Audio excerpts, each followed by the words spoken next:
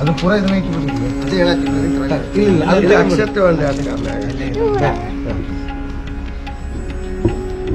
ಇದು ಅಯೋಧ್ಯೆಯಿಂದ ಮಂತ್ರಕ್ಷತ ಬಂದಿರ್ತದ.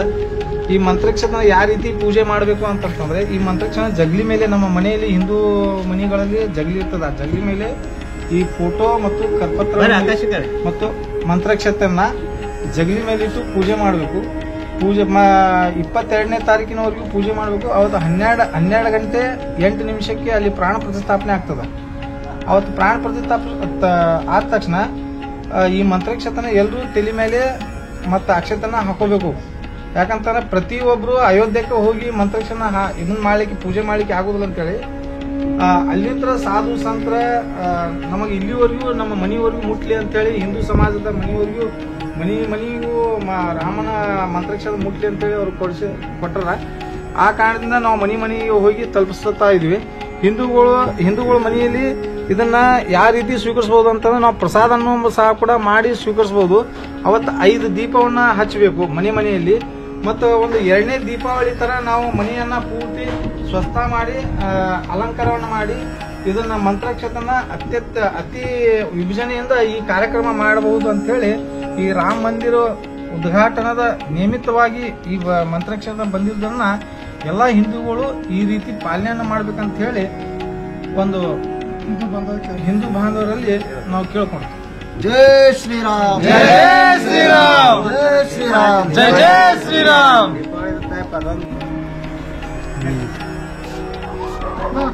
ಜೈ ಶ್ರೀರಾಮ್, ಜೈ ಜೈ ಶ್ರೀರಾಮ್, ಜೈ ಶ್ರೀರಾಮ್, ಜೈ ಶ್ರೀರಾಮ್. ಅವತ್ತು 22ನೇ ತಾರೀಕಿಗೆ ಎಲ್ಲ ಕುಟುಂಬದವರು ತಲೆ ಮೇಲೆ ಅಕ್ಷತೆ ಪೂಜೆ ಮಾಡಿ ಅಕ್ಷತೆ ಹಾಕೊಂಡು ಸಿಹಿ ಹಂಚ್ಕೊಂಡು ಎಲ್ಲ ಕುಟುಂಬದವ್ರು ಸಿಹಿ ಹಂಚಿ ವಿಜಯೋತ್ಸವ ಮಾಡಿ 5 ದೀಪ ಹಚ್ಚಿ. ಜೈ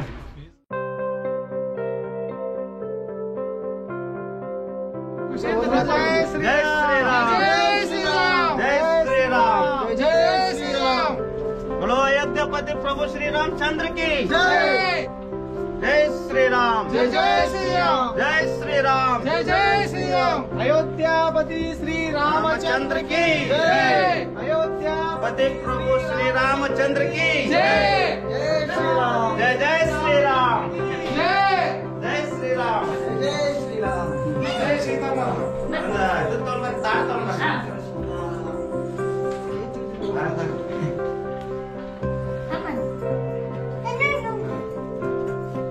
ಅಕ್ಕೋರ, ಹೇಳ್ರಿ. 22ನೇ ತಾರೀಕು ಇವತ್ತು ಉದ್ಘಾಟನೆ ಇರ್ತದ್ರೆ, ದೀಪ ಹಚ್ಚಿಕಿಸಿಂದ ಸಿಹಿ ಮಾಡಿಕಿಸಿಂದ ಎಲ್ಲ ಸಹ ಕುಟುಂಬದವರು ಅಕ್ಷತೆ ಪೂಜೆ ಮಾಡ್ಕೊಂಡು ಎಲ್ಲ ದೀಪ ಹಚ್ಚಿ ವಿಜಯೋತ್ಸವ ಆಚರಣೆ ಮಾಡಿಬಿಟ್ರಿ ಎಲ್ಲರೂ. ಜೈ ಶ್ರೀರಾಮ್, ಜೈ ಜೈ ಶ್ರೀರಾಮ್. ಕಳೆದ 500 ವರ್ಷಗಳಿಂದಲೂ ಇದೊಂದು ಹೋರಾಟ ಇತ್ತು. ಸಮಾಜದ ಒಂದು ದೊಡ್ಡ ಹಿಂದೂ ಸಮಾಜ, ಸನಾತನ ಸಮಾಜಕ್ಕೆ ಇದೊಂದು ಬಹಳ ಆಘಾತ ಇತ್ತು. ಇದೊಂದು ಸನ್ಯಾಸಿಯ ಮೂಲಕನೇ ಆಗ್ಬೇಕು ಅನ್ನೋಂಥದ್ದು ಪ್ರಭುನ ಆಸೆ ಪ್ರಕಾರ ಒಬ್ಬ ಒಳ್ಳೆಯ ಪ್ರಧಾನಮಂತ್ರಿಯಿಂದ ಇದೊಂದು ಕೆಲಸ ಆಗ್ಯದ. ಎಲ್ಲ ಹಿಂದೂ ಸಮಾಜಕ್ಕೂ ಇದೊಂದು ಹೊಸ ಉತ್ಸಾಹ ಅದ ಎಲ್ಲರಿಗೂ. ಆದ ಕಾರಣದಿಂದ ಮನೆಗೆ ಮಂತ್ರಕ್ಷಣ ತಲುಪಬೇಕನ್ನುವಂಥದ್ದು ಇಚ್ಛೆ, ಸಾಧು ಸಂತರ ಏನು ಇಚ್ಛೆ ಇತ್ತು ಅದನ್ನ ಕರಸೇವಕರು ಮತ್ತು ಸ್ವಯಂ ಸೇವಕರು ಮತ್ತು ಅನೇಕ ಸಂಘ ಸಂಸ್ಥೆ ಸಂಘಟನೆಯಿಂದ ನಾವು ವಿಸ್ತರಣೆಯನ್ನ ಮೂಲಕ ಇದು ಬಂದಿದ್ರಿಂದ ಪ್ರತಿಯೊಂದು 100 ಕೋಟಿ ಹಿಂದೂ ಸಮಾಜಕ್ಕೆ ತಲುಪಬೇಕಂತೇಳಿ ಎಲ್ಲರಲ್ಲಿಯೂ ಉತ್ಸಾಹ ಮತ್ತು ಪ್ರೋತ್ಸಾಹ, ಪ್ರತಿಯೊಂದು ವಿಷಯದಲ್ಲಿಯೂ ಸಹ ಕೂಡ ಒಂದು ನ್ಯಾಯ ಚೈತನ್ಯ ಅದ.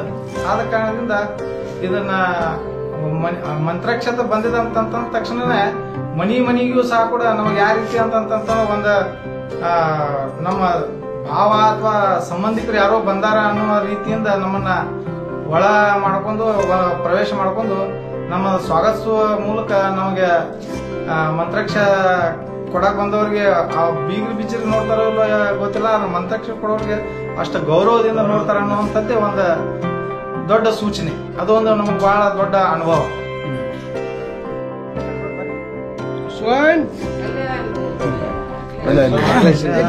ನಮಸ್ಕಾರ. ನಾವು ಈ ಅಕ್ಷತೆ ಮನೆಗೆ ಅಕ್ಷತೆ ಹಂಚುವ ಕಾರ್ಯಕ್ರಮ ಅಕ್ಷತೆ ಅಂದ ತಕ್ಷಣ ಈ ಶ್ರೀರಾಮ ಮಂದಿರ ಏನು ಉದ್ಘಾಟನೆ ಆಗ್ತಾ ಇದೆ ಅಲ್ಲ 22ನೇ ತಾರೀಕಿಗೆ, ಇದರ ಅಂಗವಾಗಿ ಪ್ರತಿಯೊಬ್ಬರು ಮನೆಯಲ್ಲೇನು ಈ ಕರಪತ್ರ ಮತ್ತು ಈ ರಾಮ ಮಂದಿರದ ಒಂದು ಭಾವಚಿತ್ರ ಏನಿದೆ ಅಲ್ಲ, ಇದನ್ನು ಹಾಕೊಂಡು ಅಕ್ಷತೆಗಳನ್ನು ನಾವು ಪೂಜೆ ಮಾಡಿ, ಈಗಾಗಲೇ ಹೇಳಿದ್ರು ಸಾಕಷ್ಟು ಕಾರ್ಯಕರ್ತರು ಅದ್ರ ಬಗ್ಗೆ ಯಾವ ರೀತಿ ನಾವು ಪಾಲನೆ ಮಾಡಬೇಕು ಅಂತಂತ ಹೇಳಿ. ಆ ನಿಟ್ಟಿನಲ್ಲಿ ಈ ನಮ್ಮ ಜ್ಞಾನಲಹರಿ ಮುಖಾಂತರ ಪ್ರತಿಯೊಬ್ಬ ರಾಮ ಭಕ್ತರಾದಂಥವ್ರು ಎಲ್ಲರೂ ಇದನ್ನು ಈ ಥರ ಪಾಲಿಸ್ರಿ. ಆಮೇಲೆ ಪ್ರತಿ ವರ್ಷನೂ ಕೂಡ ನಾವು ಇದೇ ತಾರೀಕಿನಂದು ಒಂದು ದೀಪಾವಳಿಯನ್ನು ಯಾವ ರೀತಿ ಆಚರಣೆ ಮಾಡ್ತೀವಿ, ಅದೇ ರೀತಿ ರಾಮ ಮಂದಿರ ಉದ್ಘಾಟನೆಯನ್ನ ಕಾರ್ಯಕ್ರಮ ಕೂಡ ನಾವು ಪ್ರತಿ ವರ್ಷ ಆಚರಣೆ ಮಾಡೋಣ.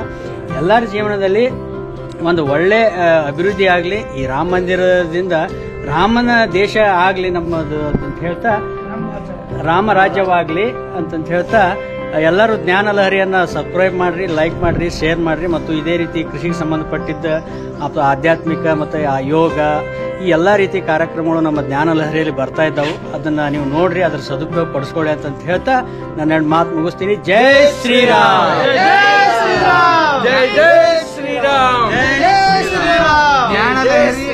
ಜ್ಞಾನಲಹರಿಯ ಚಾನಲ್ದವ್ರಿಗೂ ಮತ್ತು ವಿಜಯಪುರ ಜಿಲ್ಲೆ ಹಾಗೂ ನಗರ ವಾಸಿಗಳಿಂದ ಅವ್ರಿಗೆ ಈ ಸಂಕ್ರಮ ಮತ್ತು ರಾಮ ಮಂದಿರ ಉದ್ಘಾಟನೆದ ಶುಭ ಕೋರುತ್ತೇನೆ.